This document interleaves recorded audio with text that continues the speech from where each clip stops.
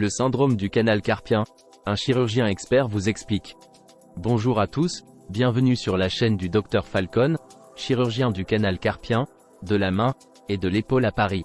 Aujourd'hui, nous allons plonger dans le syndrome du canal carpien, une affection qui peut causer des douleurs, des fourmillements et une perte de force de la main. Restez avec nous pour en savoir plus sur les causes, les symptômes, le diagnostic et les options de traitement de cette maladie fréquente.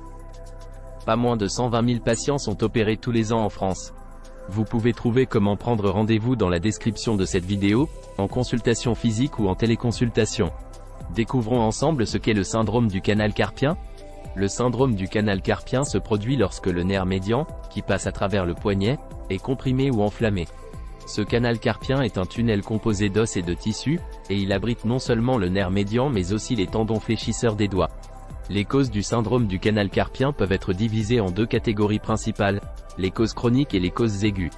Les causes chroniques sont plus courantes et sont souvent liées à des activités répétitives ou à des facteurs médicaux tels que le diabète, les troubles de la thyroïde ou les variations hormonales.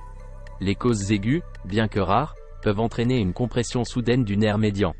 Cela peut être dû à des traumatismes, des infections, des hémorragies ou d'autres conditions graves. Les symptômes du syndrome du canal carpien varient en fonction de la gravité de la compression nerveuse. Les premiers signes incluent souvent des fourmillements, des douleurs et des engourdissements dans les doigts, en particulier le pouce, l'index et le majeur. Ces symptômes peuvent être plus fréquents la nuit. En cas d'atteinte sévère, le patient peut ressentir une perte de force et de dextérité dans la main, ce qui peut rendre difficile la réalisation de tâches quotidiennes. Le diagnostic du syndrome du canal carpien implique généralement un examen médical approfondi au cours d'une consultation, y compris un électromyogramme pour évaluer la gravité de la compression nerveuse. Le traitement dépendra de la gravité de la compression. Dans les cas bénins, un traitement médical peut être recommandé, comprenant des anti-inflammatoires, des attelles de poignet et des exercices de rééducation. Cependant, en cas de compression sévère ou de symptômes persistants, une intervention chirurgicale de libération du nerf médian peut être nécessaire.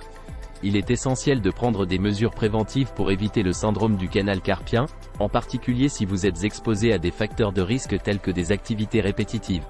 Assurez-vous de consulter un spécialiste de la main si vous ressentez des symptômes pour un diagnostic précis et un traitement approprié.